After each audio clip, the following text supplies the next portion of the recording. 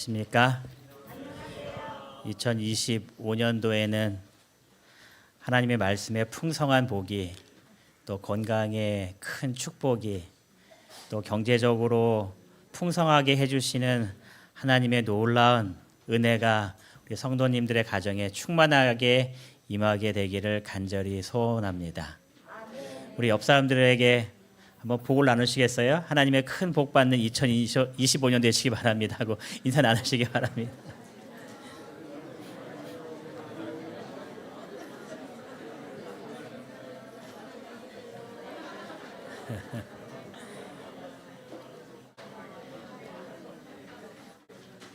새해라는 것은 참 좋은 것 같습니다. 또 새 것이라는 것도 참 좋은 것 같습니다. 저희 강아지도 저희가 이렇게 물건 사갖고 가면 혹시 자기 게 있나 하고 항상 달려듭니다. 새 것을 되게 좋아해요. 강아지도 보니까. 우리가 첫 해를 맞이하여 새해를 맞이해서 함께 이렇게 하나님의 은혜를 나눌 수 있게 된 것에 대해서 감사를 드립니다. 올해는 말씀을 시작하면서 하나로 연합하는 2025년이라는 제목으로 우리가 올 한 해 어떠한 삶을 살면 좋을까 이 말씀을 좀 같이 나누고자 합니다. 다 같이 요한복음 17장 21절부터 23절까지에 있는 말씀을 함께 나누도록 하겠습니다. 요한복음 17장 21절부터 23절입니다. 우리 찾으신 다음에 우리 교독하지 않고 새해절이기 때문에 우리 한 목소리로 21절부터 23절까지 같이 읽도록 하겠습니다. 요한복음 17장 21절부터 23절까지입니다. 우리 아버지와 같이 읽겠습니다. 시작. 아버지여, 아버지께서 내 안에, 내가 아버지 안에 있는 것 같이 그들도 다 하나가 되어 우리 안에 있게 하사 세상으로 아버지께서 나를 보내신 것을 믿게 하옵소서. 내게 주신 영광을 내가 그들에게 주었사오니 이는 우리가 하나가 된 것 같이 그들도 하나가 되게 하려 함이니이다. 곧 내가 그들 안에 있고 아버지께서 내 안에 계시어 그들로 온전함을 이루어 하나가 되게 하려 함은 아버지께서 나를 보내신 것과 또 나를 사랑하심 같이 그들도 사랑하신 것을 세상으로 알게 하려 함이로소이다. 아멘. 요한복음 17장은 기도라고 이야기합니다. 예수님께서 기도하시는 장면입니다. 그런데 이 배경은 어떠한 배경을 가지고 있냐면 최후의 만찬을 하시고 이제 겟세마네 동산으로 기도하러 가시는 그 길 가운데에 제자들에게 말씀하시고 하나님께 기도하는 그러한 기도가 바로 요한복음 17장의 이 말씀이다라고 이야기합니다. 그러니까 저희가 지금 읽은 것도 예수님께서 하나님 앞에 기도하시는 겁니다. 여러분, 이 기도, 물론 이 17장을 저희가 다 살펴봐야 하긴 하지만 우리가 그 중에서 한 구절만 택한 21절부터 23절까지의 내용을 쭉 보시면서 예수님께서 어떠한 지금 기도를 하고 계시는 걸까요? 이제 마지막 순간입니다. 겟세마네 동산에 가서 이제 마지막 기도하시고 잡히신 다음에 이제 십자가에 달리시는 그런 일들을 이제 앞두고 있는 겁니다. 이 21, 22, 23절 여러분 쭉 보시면 예수님께서 지금 뭐를 위해서 간절히 기도하시는 장면일까요? 그렇죠. 여기에 뭔가 반복돼요. 21절에 뭐라고 얘기해요? 그들도 다 하나가 되어. 22절에도 보니까 그들도 하나가 되게 하려 함이니이다. 23절도 하나가 되게 하려 함은. 예수님께서 제자들을 바라보시면서 어떠한 기도를 지금 드리고 계시는 거예요? 그들이 하나가 되기를 기도하시는 장면이다라고 이야기합니다.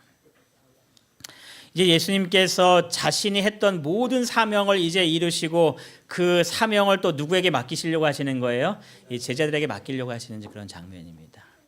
그러한 가운데에 정말 제자들을 위하여 어떠한 기도를 드려야 할까라고 마음속에 기도하시는 가운데에 제자들 사이에서 교회 증언 5권에 보면 연합과 사랑이 존재해달라고 기도하시는 기도의 내용이었다라고 이야기합니다. 그들 가운데 사랑이 풍성하고 하나로 연합하는 그들의 모습이 되기를 원하면서 요한복음 17장 11절에는 또 이렇게 이야기했습니다. 우리와 같이 그들도 하나가 되어야 하옵소서. 그러니까 그들이 하나가 되어야 되는데 누가 본이 되는 거예요? 하나님께서 하나가 되신 것처럼 그들도 하나가 되게 해달라고 예수님께서 간절히 기도하는 겁니다. 왜 예수님께서 이러한 기도를 드리셨는가? 여러분, 이제 예수님의 그 사역을 제자들이 감당할 때에 그들의 앞날이 어떨까요? 막 모든 것들이 다 해결되는 아주 풍성한 은혜만 가득한 그러한 길이었을까요? 꽃길입니까? 가시밭길입니까? 그들이 걸어야 할 길은 가시밭길입니다. 평탄한 길이 아니었습니다. 다 영접해주고 어서 오라고 맞이하는 그러한 곳이 분명히 아니었습니다. 그래서 교회 증언 5권에 보면 이렇게 기록합니다. 가장 극심한 시련들이 그들을 기다리고 있었다. 그들이 앞으로 당할 일들을 표현하면서 극심한 시련들이라고 얘기했는데 예수님의 마음속에는 이들이 걸어갈 때의 극심한 시련보다 더 큰 문제가 있었다는 겁니다. 그러나 예수님은 그들의 가장 큰 위험은 뭐라고요? 원한과 분쟁의 정신에 있을 것을 보았다라고 이야기합니다. 고난의 길이지만 그거보다 더 큰 위험이 있는데 그것은 뭐라는 거예요? 원한과 분쟁이 그들의 마음 가운데 있다는 겁니다. 그들이 이것을 해결하지 못하면 주의 사업에 큰 어려움이 있기 때문에 예수님께서 간절히 기도하는 겁니다. 그들이 나누어지지 않고 이 분쟁이라는 뜻을 찾아보니까 뭐라고 표현하고 있냐면은 좀 국어사전에 좀 강하게 표현해요. 패로 갈라져서 다툰다라고 이야기합니다. 패로 나눠지는 겁니다. 그 다음에 뭐 하는 거예요? 다투는 겁니다. 그래서 예수님께서 간절히 기도하신 겁니다.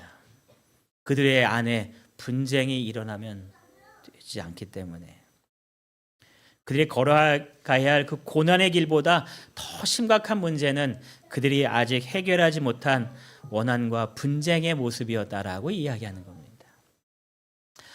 여러분, 이 문제가 제자들만의 문제였을까요? 어땠을까요? 사도 바울이 고린도 교회에 편지를 보냅니다. 고린도 교회에 편지를 보내면서 1장 10절에 뭐라고 쓰고 있냐면 너희 가운데 무엇이 없이요? 분쟁이 없이 같은 마음과 같은 뜻으로 온전히 합하라라고 이렇게 이야기합니다. 너희들 같은 뜻으로 같은 마음으로 온전히 합해야 돼라고 이야기하는데 그 이유가 뭐예요? 그들의 모습 가운데 지금 있는 것이 뭐였기 때문에 분쟁이 가득했기 때문에. 고린도 교회에 대한 이야기를 듣습니다. 그들이 분쟁으로 나누어지고 있다는 이야기를 듣습니다. 여러분 읽으면 나는 뭐 베드로파다, 뭐 바울파다, 뭐 아볼로파다 하면서 막 다 나눠지는 겁니다. 그런 여러 가지 물론 고린도 교회에 있는 더 많은 문제들이 있지만 바울의 마음속에 가장 시급한 문제는 분쟁 없이 한 마음과 한 뜻으로 온전히 합하는 것이 가장 큰 문제였다라고 해서 이 편지를 그들에게 지금 보내고 있는 겁니다. 여러분, 이러한 문제는 또 고린도 교회만의 문제였을까요? 우리들의 문제는 어떻습니까? 이것은 옛날에 있었던 그냥 단순히 그들만의 문제가 아니라 우리들의 문제이기도 한 겁니다. 그래서 이 예수님께서 제자들을 위하여 간절히 기도하실 때에 이 기도의 내용에 대해서 뭐라고 이야기하고 있냐면 마지막 때까지 당신을 따르는 모든 자를 포함해서 주님께서 기도하셨다라고 이야기합니다. 지금 우리들을 위해서도 주님께서 뭐라고 기도하신 거예요? 그들이 하나가 되도록 주님께서 간절히 기도하시고 계셨다라는 이야기입니다. 왜냐하면 불화와 분쟁은 교회를 건강하게 만들까요? 어떨까요? 아니요, 건강하게 만들지 못합니다. 그래서 교회 증언 5권을 쭉 읽어보니까 어떤 표현이 있냐면 불화와 분열은 교회를 괴롭히고 약하게 만들었다라고 기록을 합니다. 교회가 건강하게 하나님의 복음을 전해야 되는데 교회가 점점 약해지는 겁니다. 교회가 괴롭힘을 당하고 있는 겁니다. 분쟁과 불화가 교회에 있을 때에 교회는 그 사명을 감당하기 어렵다라고 이야기하는 겁니다.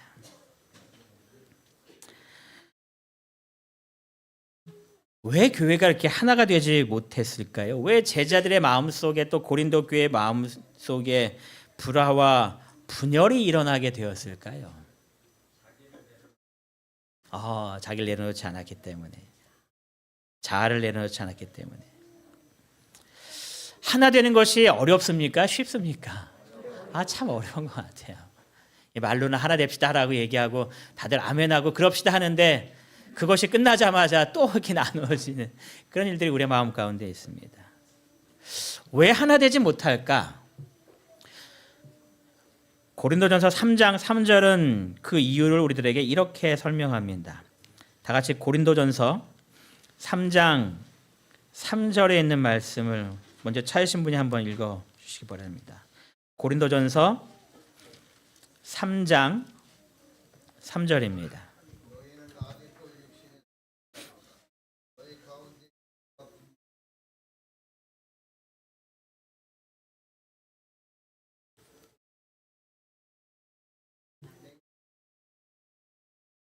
여기 보니까 우리에게 이렇게 이야기합니다. 너희 가운데 무엇이 있다고요? 시기와 분쟁이 있다라는 겁니다. 왜 너희 가운데 시기와 분쟁하는 모습이 있는지를 시작하기를 너희는 아직도 어디에 속해 있기 때문에요? 육신에 속해 있기 때문에. 시기와 분쟁이 가득하고 있는데 그 일을 말하면서 어찌 육신에 속하여 사람을 따라 행하고 있느냐라고 우리들에게 이야기합니다.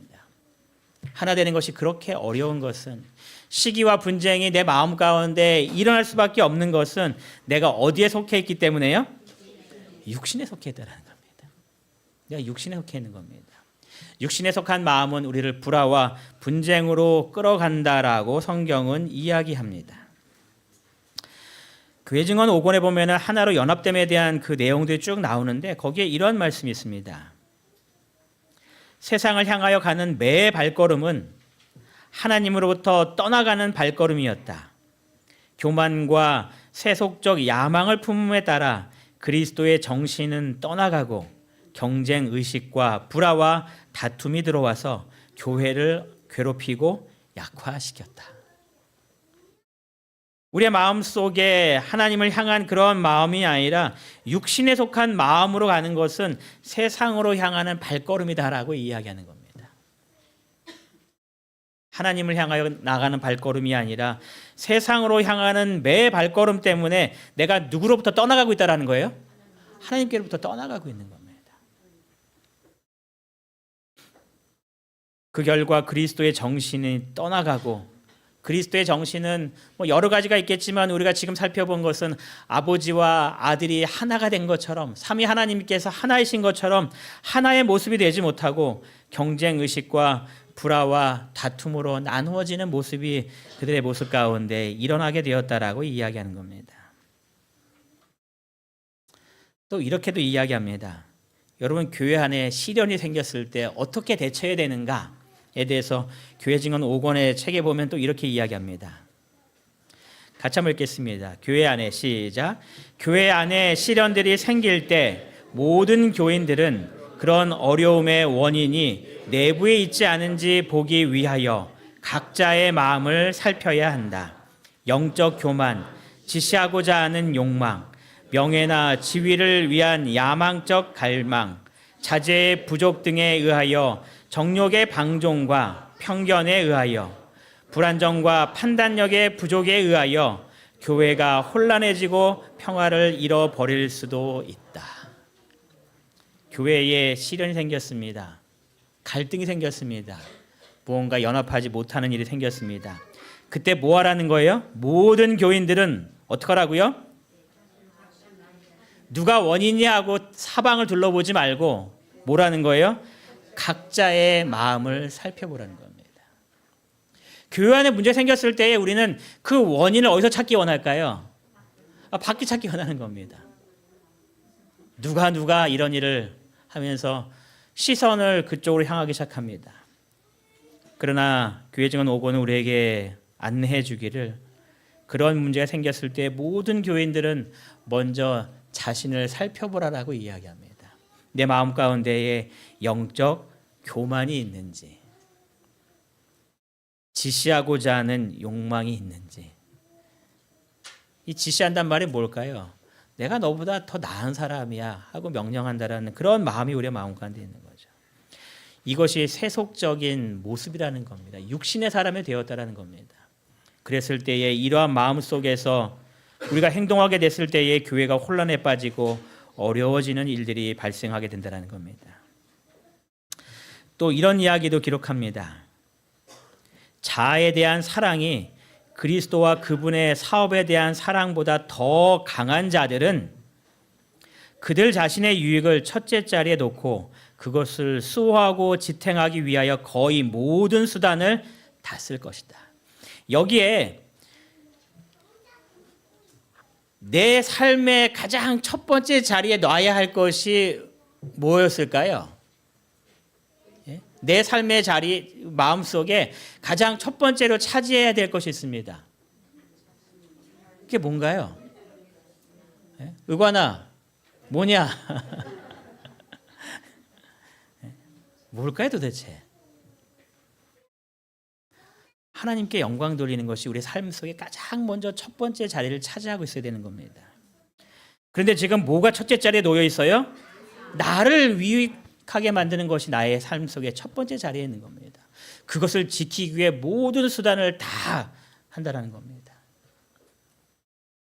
그래서 그것이 무너질 때에 분열이 일어나고 불화가 생기기 시작하는 겁니다. 그거를 지켜야 되기 때문에. 이러한 본성이 왜 우리의 마음 가운데 있을까요? 지금 나는 아니야라고 얘기할 사람이 한 사람도 없는 겁니다. 우리 모두에게 이러한 마음이 가득한 겁니다. 물론 저의 마음 가운데도 그런 마음이 분명히 있고요. 왜 이런 마음이 생겼을까요? 엄마가 잘못 가르쳤나요? 교회 증언에는 그래서 또 이렇게 이야기해 줍니다. 교회 증언 5권에 보니까 하늘에서 사단이 추방된 것은 그의 마음속에 간직된 교만과 야망 때문에, 그래서 쫓겨난 겁니다.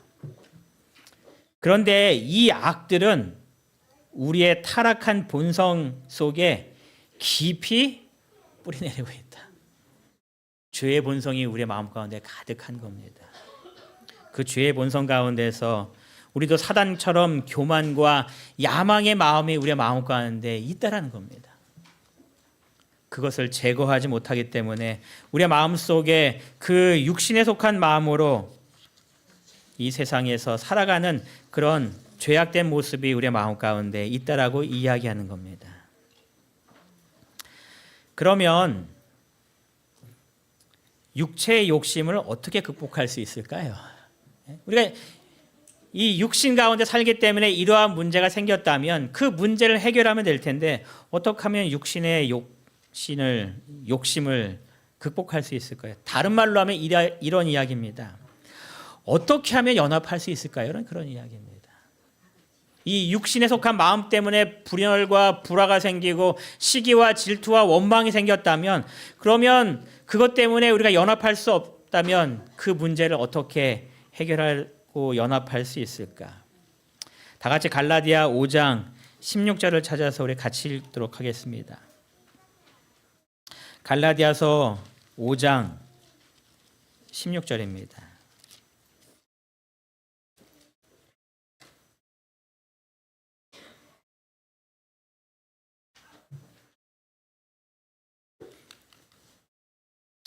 우리 같이 읽도록 하겠습니다. 내가 시작. 내가 이르노니 너희는 성령을 따라 행하라. 그리하면 육체의 욕심을 이루지 아니하리라. 여러분 답을 줬습니까? 육체의 욕심을 이루지 못하는, 육체의 욕심 따라 살지 아니하는 비결이 있는데 그것이 뭐라는 거예요?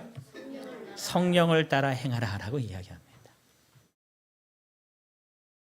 우리가 성령을 따라 행할 때에 우리의 마음속에 있는 육신의 욕심을 따라 행하지 않는 그러한 삶을 살 수 있음을 우리들에게 분명히 말씀하고 있는 겁니다. 초대교회의 모든 성도들이 한 마음과 한 뜻으로 간절히 기도했습니다. 주님께서 말씀하신 대로 성령이 우리에게 임하기를 그들이 간절히 기도했습니다. 그럴 때에 그들의 삶, 그들의 모습 속에 성령 하나님께서 임하기 시작합니다. 그 다음에 나오는 성경절이 사도행전 4장 32절입니다. 믿는 무리가 어떻게 됐대요? 한 마음과 한 뜻이 되었다라고 이야기합니다. 그들이 열심히 노력한 게 아니었습니다. 한 마음과 한 뜻이 되기 위하여 우리가 노력해야 돼. 우리가 참자 하면서 열심히 그 모든 것들을 위하여 행한 것이 아니었습니다. 성령 하나님께서 그들의 마음속에 임한 겁니다. 그러자 그들의 마음이 하나님을 향한 열망으로 바뀌기 시작합니다. 그 다음에 나온 모습이 뭐였다라는 거예요? 믿는 무리가 한 마음과 한 뜻이 되어 하나님의 일을 위하여 그들이 함께 연합하는 그 모습을 그들이 보이기 시작했다라고 이야기하는 겁니다. 여러분, 올 한 해에 성령이 내 마음속에 임하기를 간절히 기도하시기 바랍니다. 우리가 연합하기 위하여 더 많이 노력해야 될 것이 있다면 그것은 뭐예요? 성령 하나님께서 임하기를 간절히 기도하는 겁니다. 그랬을 때 우리의 모습이 변하기 시작합니다. 2025년 이문동교회에 이러한 하나님의 놀라운 은혜가 충만하게 되기를 간절히 기도합니다. 모든 성도가 한 마음과 한 뜻이 되는 그 놀라운 역사. 여러분, 하나님께서 이러한 역사를 이루기를 원하실까요? 이것은 하나님의 뜻입니다. 이 하나님의 뜻을 이룰 수 있는 이문동교회 성도님이 되시기를 간절히 바랍니다.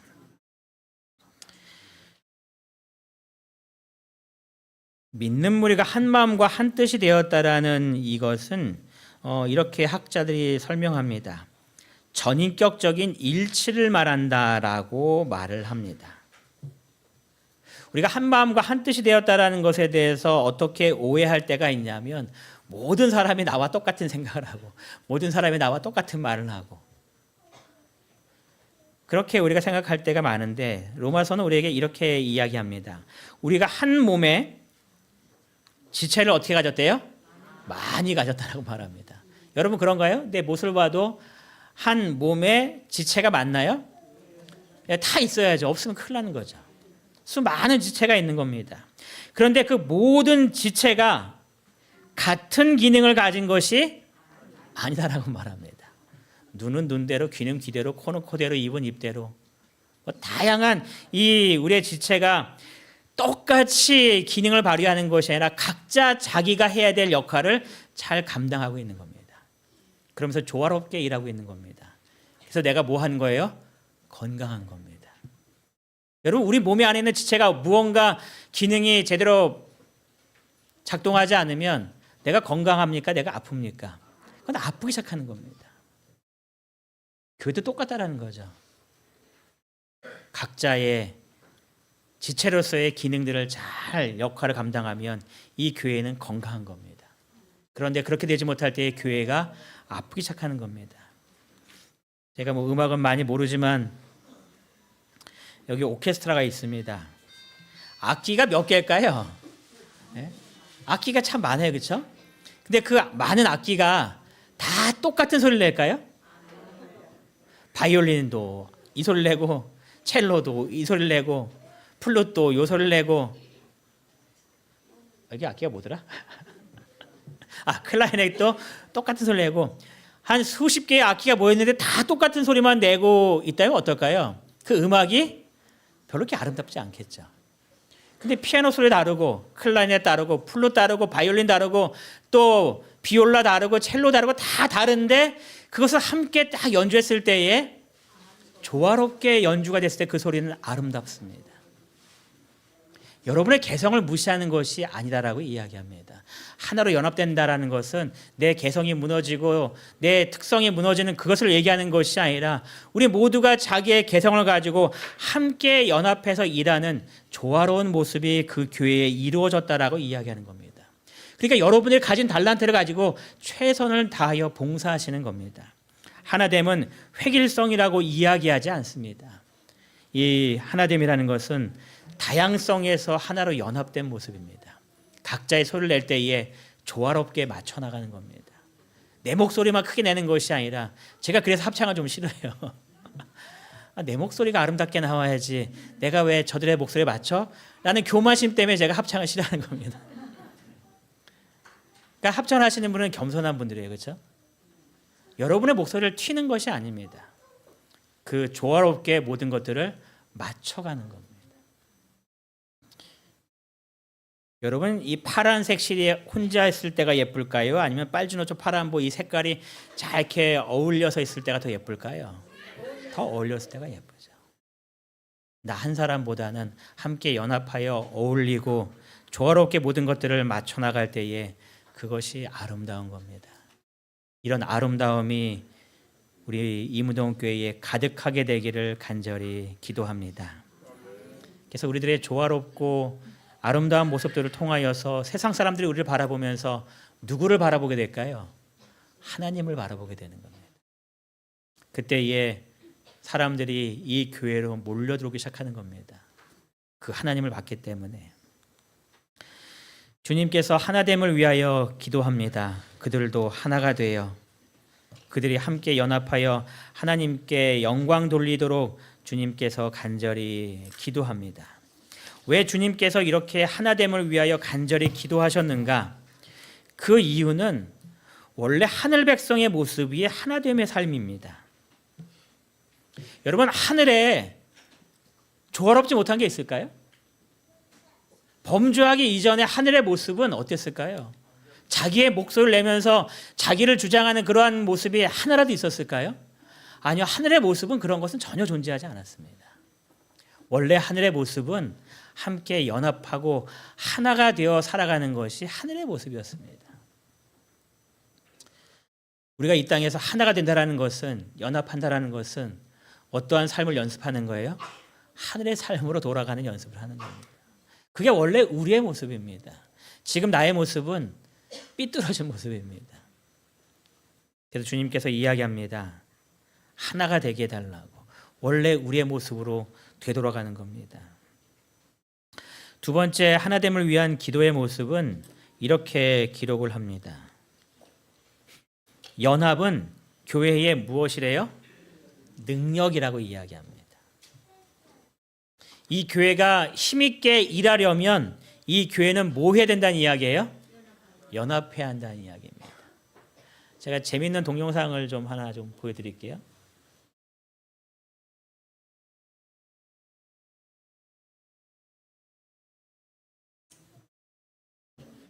펭귄이 있죠? 플래시 키세요.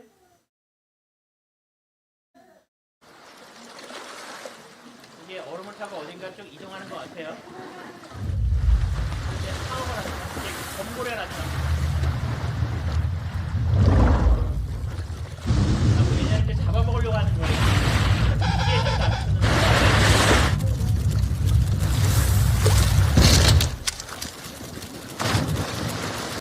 Okay, come on, everyone, we're behind schedule. You know what's gotta be done. Move it, move it, move it. Hey, you there, pick up the pace. You're falling behind. Stop it, it's starting. Come on, let's go. Everyone, pull together. We got us the rescue on our hands. You there. Here we go. 개미할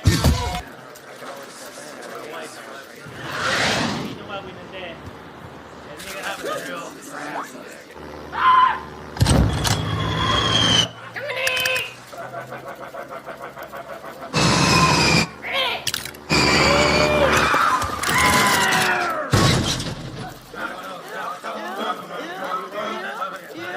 여러분, 연합하니까 이기나요?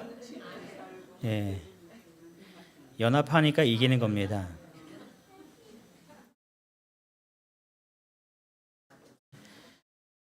개미 한 마리는 뭐 개미할 게 잡혀 먹을 정도로 연약한 존재죠. 뭐 그 펭귄 자그마한 것들이 뭐 얼마나 힘이 있겠습니까? 뭐 개 그거 하나 뭐 갈매기가 얼마든지 먹을 수 있죠. 연합하니까 뭐 할 수 있는 거예요? 그것도 이길 수 있다는 겁니다. 여러분, 나 자신은 좀 약할지 몰라요. 근데 우리가 연합하면 거기에 뭐가 있는 거예요? 힘이 있는 겁니다. 그래서 교회 가래 뽑은 기별 2권에 이렇게 기록합니다. 연합은 교회의 능력이다. 사단은 이것을 알기 때문에 교회 안에 무엇을 일으켜요? 분열을 일으키기 위하여 자기의 온갖 힘을 다 기울이고 있다. 사단은 하나님의 교회의 신자들 사이에 화목의 정신이 결핍된 것을 보기 원한다. 여러분, 이 교회가 올 한 해 능력 있는 교회가 되기를 원하십니까? 연약한 교회가 되기를 원하십니까?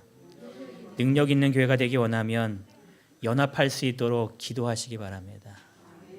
우리의 마음속에 뭔가 분열의 정신이 생겼을 때에 사단이 내 마음속에 이러한 정신을 불어넣었음을 기억하시고 주님 앞에 무릎 꿇고 그 순간 기도하시기 바랍니다. 그래야지 우리가 하나님의 일들 할 수 있는 하나님의 일꾼이 될 수 있는 겁니다. 그래서 교회 증언 1권은 또 이렇게 이야기합니다. 모든 사람이 조직 안에서 연합되어 한 가지 마음과 한 가지 판단력을 가지기 위해서 뭐 해야 된대요? 의견의 차이를 뭐래요? 양보하여야 한다라고 말합니다. 내 마음속에 어떠한 마음이 필요한가? 양보하는 마음이 필요하다는 겁니다. 에베소 4장에 보면은 우리에게 좀 더 이 내용들을 적극적으로 이야기합니다. 우리 다 같이 에베소서 4장 1절부터 3절까지 있는 말씀을 좀 찾아보겠습니다. 우리가 오늘 이 1절부터 3절까지의 말씀을 다 살펴보지는 않겠지만 오늘부터 시간이 될 때마다 이 말씀을 좀 나누려고 하는데요. 에베소서 4장 1절부터 3절에 있는 말씀을 우리 같이 좀 읽겠습니다. 짧기 때문에 우리 교독하지 않고요. 같이 읽겠는데요. 에베소서 4장 1절부터 3절입니다. 그러면 읽겠습니다. 시작. 그러므로 주 안에서 갇힌 내가 너희를 권하노니 너희가 부르심을 받은 일에 합당하게 행하여 모든 겸손과 온유로 하고 오래 참음으로 사랑 가운데서 서로 용납하고 평안에 매는 줄로 성령이 하나 되게 하신 것을 힘써 지키라. 이렇게 이야기합니다. 여기 3절 끝에 보니까 우리가 하나 된 것은 누구의 은혜임을 기록해요? 성령의 역사로 이해합니다. 그래서 3절에 말하기를 성령이 하나 되게 하셨다라고 이야기합니다. 우리가 간절히 기도할 때에 성령 하나님 임재 속에서 우리의 마음이 하나로 연합하는 일들이 일어나게 됩니다. 서로 양보하는 그런 일들이 일어나기 시작한다는 겁니다. 다른 말로 이야기해서 내가 양보하지 않는 마음이 생기면 내 마음속에 성령 하나님의 임재가 지금 없다는 이야기인 겁니다. 성령 하나님께서 우리를 하나 되게 하셨습니다. 그럼 이제 끝났나? 아니요. 성경에 말하기를 하나 되게 하신 것을 뭐 하래요? 힘써 지키라라고 이야기합니다. 왜냐하면 빼앗길 수 있기 때문에 그렇습니다. 누가 빼앗으려고 노력할까요? 사탄이 우리의 마음속에 성령 하나님의 임재를 통하여 나타난 이 연합의 정신을 빼앗고자 그가 우는 사자와 같이 우리 옆에 달려들고 있다는 이야기입니다. 그래서 성령이 하나 되게 하신 것을 힘써 지키는 삶을 살아야 되는데 힘써 지키다란 말이 미완료형으로 되어 있습니다. 문법적으로. 미완료형으로 되어 있다는 것은 이미 끝난 것이 아니라 그것이 매일매일 끊임없이 이루어져야 한다는 것을 가르치는 겁니다. 여러분 오늘 힘써 지켜서 이겼습니다. 이제 주님 오실 때까지 끝났습니까? 아니요. 내일도 힘써 지키는 일들이 또 이루어져야 한다는 이야기입니다. 성령이 하나 되게 하신 것을 또 내일이 지난 다음에 모레에도 힘써 지키기 위하여 끊임없이 주님께 기도하고 성령의 임재를 우리가 경험하는 삶을 살아야 한다라고 이야기하는 겁니다. 여러분 오늘 이겼다고 해서 난 모든 것을 이제 다 극복했어라고 생각하지 마시고 힘써 지키기 위하여 매일매일 주님께 간절히 기도하시기 바랍니다. 우리는 부르심을 받았다라고 이야기합니다. 부르심을 받은 일에 합당하게 생활하라고 이야기합니다. 이것은 무슨 부르심이냐 하면 하나님께서 죄악 가운데 죽는 그런 연약한 죄인의 모습이 아니라 새 생명으로 살게끔 하는 그 부르심으로 우리를 불렀다라는 겁니다. 그 부르심에 응해서 우리가 지금 어디 와 있는 거예요? 성전에 와 있는 겁니다. 그리고 주님의 말씀을 듣는 겁니다. 그럼 이제 이러한 부르심이 합당하게 생활할 때의 그 생활의 모습은 2절은 우리에게 5가지로 이야기합니다. 첫 번째, 겸손하는 모습이라는 겁니다. 우리가 영원한 생명의 부르심을 받고 하나님의 자녀로 거듭난 사람의 삶 속에서 성령이 임한 사람들의 삶 속에서 나타나는 삶의 모습은 겸손한 삶이고, 두 번째 온유한 삶이고, 세 번째 오래 참음의 모습이고, 네 번째 서로 용납하는 모습이고, 다섯 번째 평안에 매는 줄로 연합한 그러한 모습이라는 겁니다. 그러한 것을 우리의 마음 가운데 간직할 때에 성령이 하나 되게 하신 것을 힘써 지키는 삶을 사는 것이다라고 이야기합니다. 오늘은 첫 번째로 겸손에 대한 이야기만 좀 잠깐 하려고 합니다. 여러분, 겸손의 정의가 뭘까요? 겸손의 정의가 뭘까요? 우리 김 박사님 정답을 말씀했어요. 겸손은 자기를 낮추는 겁니다. 여러분, 이것이 성서적인 정의일까요? 성서적인 정의입니다. 빌립보서 2장 3절에 이렇게 이야기합니다. 아무 일에든지 다툼이나 허용으로 하지 말고 오직 겸손한 마음으로 뭐래요? 자기보다 남을 낮게 여기라는 겁니다. 그럼 나를 뭐 하라는 이야기예요? 낮추라는 이야기입니다. 이것이 겸손의 모습이라고 주님께서 이야기하시는 겁니다. 겸손한 마음으로 각각 자기보다 남을 낮게 여기고. 예수님도 이런 삶을 사셨을까요? 예, 사셨습니다. 최후의 만찬 때에 예수님께서 어떠한 일을 하세요? 제자들의 지저분한 발을 씻겨주기 위해서 친히 무릎을 꿇으시고 그들의 발을 하나하나 다 닦여주십니다. 여러분, 제자들이 더 능력이 좋은 사람입니까? 예수님께서 더 능력이 좋은 사람입니까? 예수님께서 훨씬 더 지위도 있고 능력도 있고 모든 면에 있어서 월등한 분이시죠. 그럼 이렇게 하실 수도 있잖아요. 세훈이 너 내 발 좀 닦아, 이렇게 얘기할 수 있잖아요. 그렇게 얘기한다고 해서 세훈이가 싫어하고 욕하겠습니까? 아닐 거란 말이에요. 예수님께서 베드로의 이름을 부를 수도 있고 요한의 이름을 부를 수도 있고 네가 좀 다 닦아라라고 명령하실 수도 있었습니다. 근데 그 순간 뭐 하시는 거예요? 주님께서 직접 무릎을 꿇으시는 겁니다. 그것은 종의 역할이라고 이해하고 계시죠. 가장 천한 종이 하는 일이 사람들의 발을 씻는 일이라고 학자들이 이야기합니다. 주님께서 겸손한 모습을 가지고 이 땅에 오십니다. 그래서 다른 사람들의 발을 닦아주기 위하여 무릎을 꿇는 일도 결코 주저하지 않으시는 그 모습을 주님께서 보이셨습니다. 겸손한 사람이 되기 기도하시기 바랍니다. 제가 그래서 몇 가지 글을 좀 써봤어요. 교회에 오래 다닌 사람일수록 겸손해야 합니다. 봉사를 많이 한 사람일수록, 성경을 많이 읽은 사람일수록, 새벽 기도를 열심히 하는 사람일수록, 헌금 생활을 열심히 하는 사람일수록, 신분이 높은 사람일수록 겸손해야 합니다. 우리의 모습이 반대로 될 때가 있어요. 그렇죠? 내가 교회 터줏대감인데 어떻게 내 말을 무시해? 라는 마음을 품을 때가 있으십니까? 그런 마음을 품을 때가 있으시죠. 굴러온 돌이 박힌 돌을 빼낸다고 하면서 불쾌하게 생각하실 때가 있으시죠. 내가 이 교회를 지켰는데 어떻게 감히라고 표현하실 때가 있으시죠. 제가 시골에서 목회할 때에 홍수가 났었습니다. 엄청난 큰 홍수여서 국가 재난을 선포할 정도로 큰 홍수였습니다. 저도 어쩔 수 없어서 이렇게 대피를 할 수밖에 없는 그런 아주 큰 홍수가 났었습니다. 돌아와 보니까 무너진 집들도 있고 생활 터전이 완전 다 망가진 그런 사람들이 있었습니다. 그 중에 이제 교인이 세 가정이 큰 어려움을 당했습니다. 근데 다른 사람들 다 괜찮은데 이 두 가정만 집에 들어갈 수 없는 상황이었습니다. 한 집은 아예 집이 파손되어 버렸고, 한 집은 모든 것들이 너무 망가져서 다시 수리하지 않으면 안 되는. 그래서 정부에서 컨테이너 박스를 이렇게 집으로 만들어서 이렇게 쫙 이렇게 줬습니다. 그래서 거기 들어가서 1년 이상의 시간을 보냅니다. 그러면 합해서 뭐를 내려 보내줄까요? 네? 합해서 이제 구호 물품들을 보내주잖아요. 그리고 구호금도 보내줍니다. 그래서 이제 정도에 따라서 이제 파손된 집들은 뭐 이렇게 하고 해서 이제 저희 교회도 쭉 그걸 써서 보내서 이제 모든 것들을 받았습니다. 난리가 난 거예요, 교회가.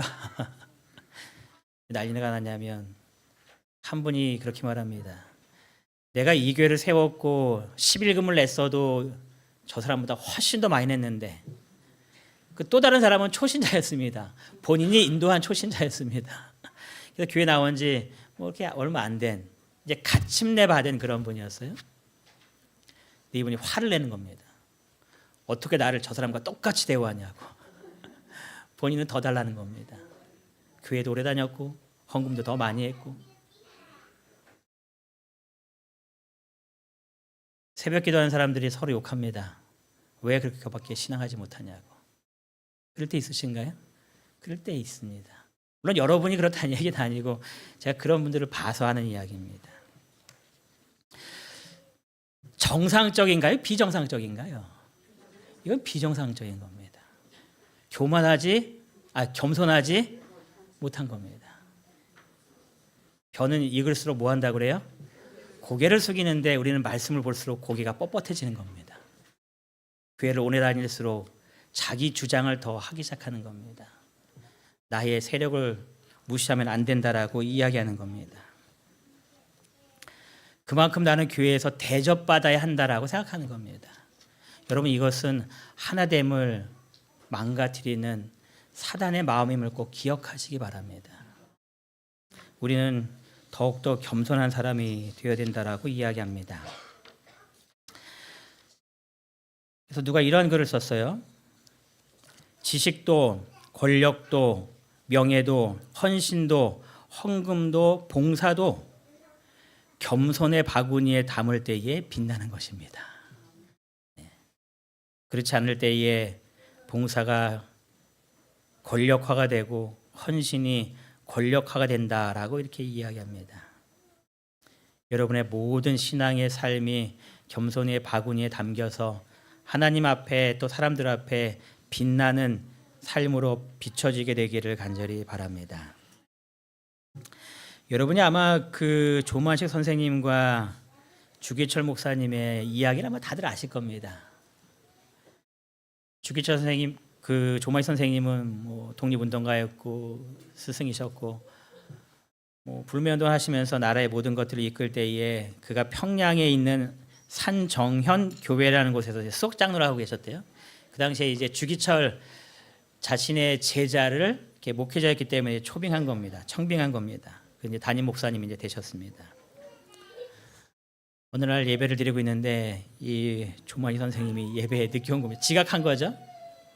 그때 이 목사님의 설교를 딱 멈추고 하신 말이 조석 장로님은 자리에 서 계시라고 앉지 말라고 그렇게 해버린 겁니다. 당황스러운 일이 발생한 거예요. 이분은 자기 스승입니다. 또 교회에서도 많은 사람들로부터 존경받는 그러한 지도자입니다. 근데 뭐라고 외쳤냐면 저기 서 있으라고. 자리에 앉지 말라고. 지각한 사람이 어디 자리에 앉아서 예배 드리다가 서 있으라고 이렇게 한 겁니다. 여러분이라면 어떻게 반응하셨겠습니까? 여러분이 그 석장로님 교회 딱 들어왔는데 뭐 한 번도 들어보지 못한 이야기를 자기 제자한테 들은 겁니다. 어떻게 반응하실까요? 얼굴이 불그락불그락 대면서 나가실 수도 있고요. 고함을 치실 수도 있고요. 뭐 여러 가지 뭐 방법이 있을 것 같습니다. 근데 이 그 일화를 보면 이 조만 선생님이 가만히 그 자리에 서서 예배를 드립니다. 그리고 예배를 마쳤을 때에 이 주기철 목사님도 대단한 사람인 것 같아요. 장로님이 끝기도 하시라고 해서 이제 끝기도를 맡긴 겁니다. 여러분 그렇게 상태에서 여러분 끝기도 하실 수 있을까요? 기도가 안 나올 거 아니에요. 여러분 어떨 때 그런 얘기 하잖아요. 아 목사님 기도 못하겠습니다. 그럴 때 있잖아요. 근데 이분이 기도하는 겁니다. 아버지 이 죄인을 용서하여 주시옵소서. 애국운동한답시고 사람을 만나다가 하나님 만나는 예배 시간에 늦었습니다. 목사님이 얼마나 마음이 아프시면 설교하다 말고 책망하셨겠습니까? 하나님의 종의 마음을 아프게 한 죄를 용서하여 주시옵소서. 성도들이 은혜 받는 것을 방해한 죄를 용서하여 주시옵소서. 이 멋진 교회 아닙니까? 예. 우리 교회가 이러한 교회가 되기를 소망합니다. 정말 자신을 낮출 수 있는, 그가 충분히 자신을 드러낼 수 있었지만 자신을 낮추고 모든 것들을 하나하나 감당하는 그러한 모습으로 그가 교회에서 본을 보입니다. 어거스틴이 이런 얘기를 했다고 합니다. 천사를 마귀로 만드는 것은 무엇이며 인간을 천사로 만드는 것은 무엇이다. 여러분, 첫 번째 답은 뭘까요? 천사를 마귀로 만든 것은 뭐였을까요? 여러분 아실 수 있죠? 사단이 뭐 때문에 루스벨 됐는지? 천사를 마귀로 만든 것은 교만이었습니다. 그의 교만한 마음 때문이었습니다. 누구처럼 되겠다고 생각했어요? 하나님처럼 된다고 했습니다. 그래서 그의 북극 보좌 위에 나의 자리를 높이겠다라고 한 그 모습이 바로 교만한 이 루스벨의 마음이죠. 그러면 인간을 천사로 만든 것은 뭐였을까요? 네, 겸손이라고 이야기합니다. 여러분, 천사들이 되시기 바랍니다. 우리 마음속에 있는 그 사단의 정신을 다 물리치시고 성령 하나님의 은혜를 간구하시는 가운데에 성령 하나님께서 우리의 마음을 완전히 변화시키고 그 겸손한 마음을 날마다 간직하셔서 사람들 보기에 가장 아름다운 성도들의 모습, 그래서 이 교회가 주님께 영광 돌리며 더 많은 일들을 하나님의 능력을 행하는 귀한 교회가 되기를 간절히 바라면서 오늘 말씀을 마치겠습니다.